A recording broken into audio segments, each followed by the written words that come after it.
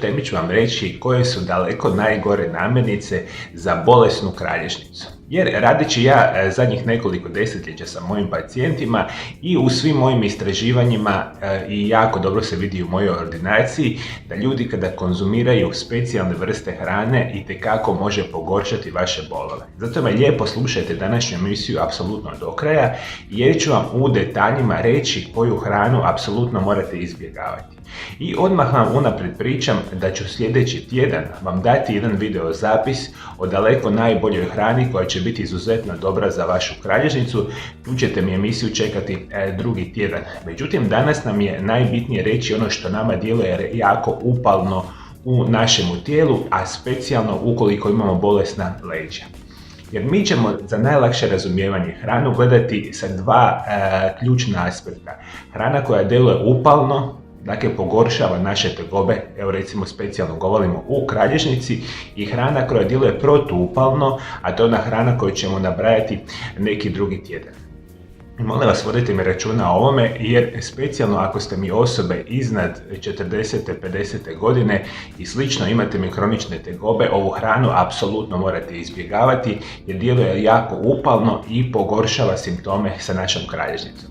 Apsolutno na mjestu broj 1 hrana koju morate izbjegavati, to je sve na bazi šećera, specijalno na bazi prerađenoga, dodanoga bijeloga šećera. To je nažalost namirnica, imate izuzetno puno, a namirnice koje sadržavaju veliku količinu šećera, prije svega razmišljamo o kolačima, keksima, čokoladama, slatkim namazima, džemovima, slatkim umacima, sokovima, energetskim pićima, ledeni čajevi, voćni jogurti, vafli, peciva, pahuljice, puno toga što najčešće osobe danas jedu. Jer mi apsolutno nismo svjesni koliko mi šećera unosimo na dnevnoj bazi, a taj šećer djeluje nevjerojatno upalno. Nažalost, sva istraživanja pokazuju da mi unazad 20 do 30 godina 10, 15, 20 puta jedemo više šećera nego ikada u povijesti. Nevjerojatne su saznanja da smo mi prije 30 godina u nekakvim razvijenim zemljama svijeta konzumirali recimo godišnje 8-10 kg dodanog šećera, a današnja prosječna osoba konzumira 70-80 kg šećera na godišnjoj bazi. Šećer, specijalno taj bijeli rafinirani šećer, djeluje nevjerojatno upalno. I mi tu moramo biti ekstremno pažljivi jer veliki broj namirnica ima šećera u svom sastavu, a da vi toga niste ni svjesni. Jednostavno, ako mi imate bolesna leđa, kada mi odete u dućan ili trgovinu, morate mi jako dobro čitati one etikete i o tome što se zapravo piše, jer puno puta u onim slanim namirnicama ima šećera koji je iz tih razloga specijalno tamo dodan. Nažalost, on izaziva prevelike ovisnosti i ljudi, ukoliko imate problema sa leđima, sve što znate da u sebi ima šećera jednostavno morate izbaciti ukoliko želite misliti na vaše zdravlje. Na drugom mjestu postoji nešto što se nazivaju rafinirani prerađeni ugljikohidrati, specijalno iz baze bijeloga brašna.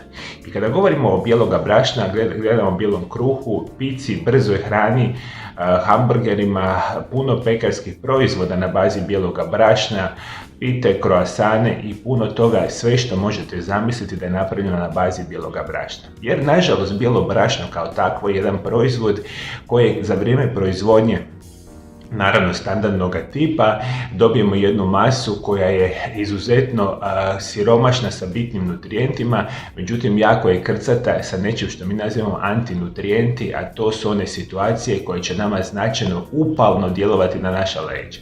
Što konkretno znači? Imate mi šijalgiju, imate mi spinalnu stenozu, imate mi bilo kakve druge vrste tegoba vezane uz leđa, vi ako pojedete bijeli kruh ili proizvode na bazi samoga bijeloga brašna, nažalost situacije će se vama značajno pogoršavati. I upravo iz ove perspektive, isto tako, ukoliko jedete bijelu rižu, bijelu tjesteninu, to vam je slična vrsta, ajmo tako reći, proizvoda koje mi nazivamo rafinirani prerađeni ugljikohidrati i mi njih jednostavno moramo izbacivati iz naše upotrebe.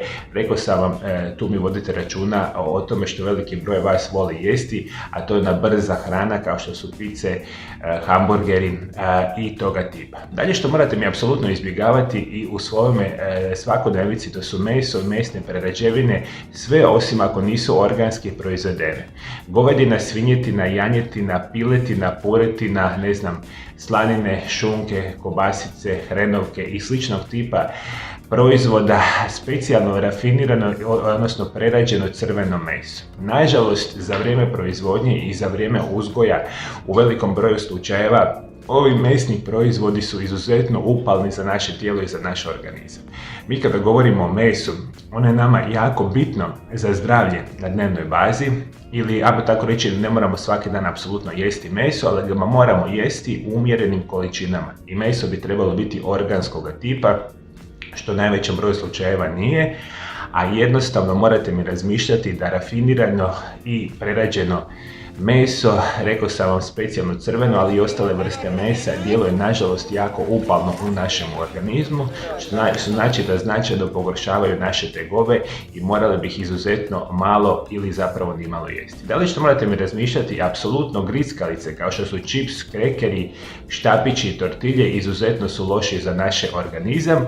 To vam je opet ona situacija vezana uz proizvode na bazi bijeloga brašna i još vi morate jako voditi računa. Postoji nešto što se nazivaju hidrogenizirana ulja. I kada mi govorimo o hidrogeniziranim uljima, to je suncokrotovo ulje, repičino ulje, sojino ulje, majoneza, maslaci, margarini, vrhnja za kuhanje i slično, izuzetno upalno djeluju za vašu kralježnicu.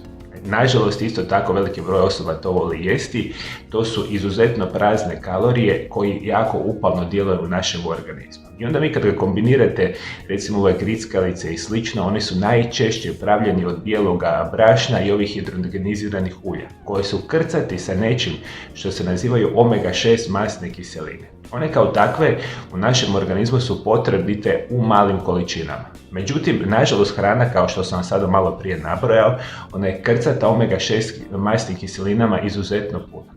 Vi kada podete recimo čipseve, recimo rekli smo nam nekakve tortilje, nekakve druge proizvode na bazi, dakle specijalno grickalica, ali i tih hidrogeniziranih ulja, vi unosite značajno u svom tijelu i vašem organizmu enormne količine tih omega-6 masnih kiselina. I one se nakupljaju i to sva istraživanja pokazuju 10, 20, 30, 40 puta više jedemo nego što bi smjeli. I posljedica svega toga će nam biti značajno pogoršavanje upala u našim leđima.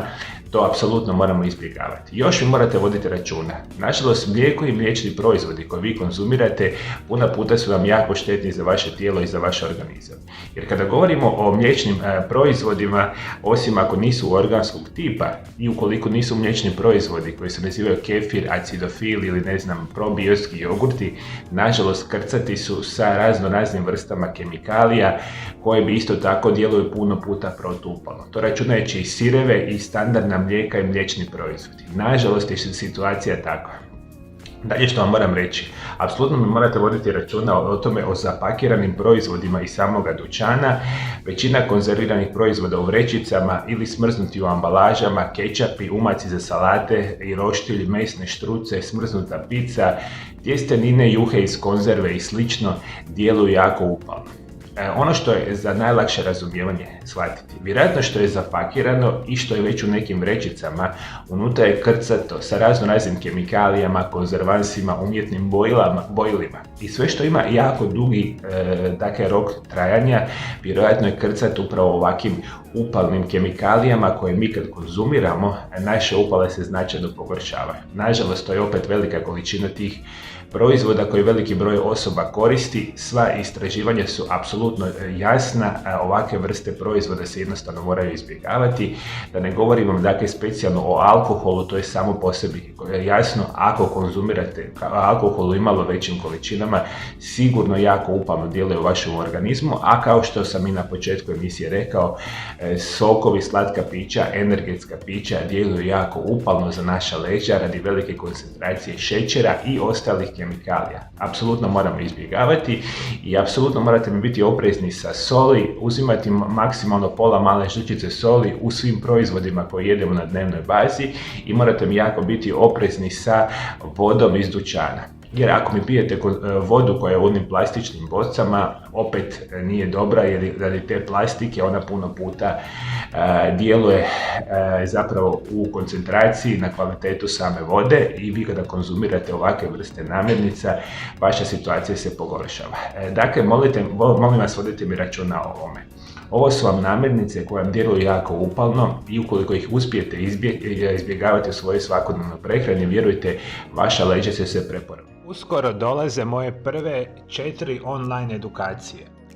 Ovo su detaljni programi i strategije najboljih prirodnih oblika liječenja velikog broja bolesti. Prvi online tečaj će biti kako izliječiti bolesna leđa prirodni načini. Drugi će biti najbolji prirodni lijekovi za artrozu koljena.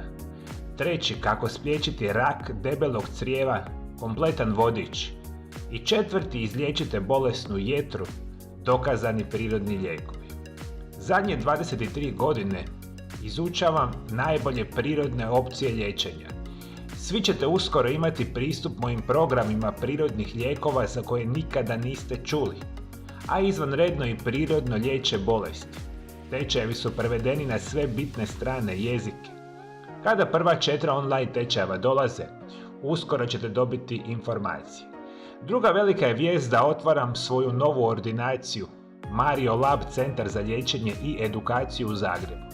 Zagreb je glavni grad Hrvatske i izuzetno je dobro povezan avionskim letama sa cijelim svijetom.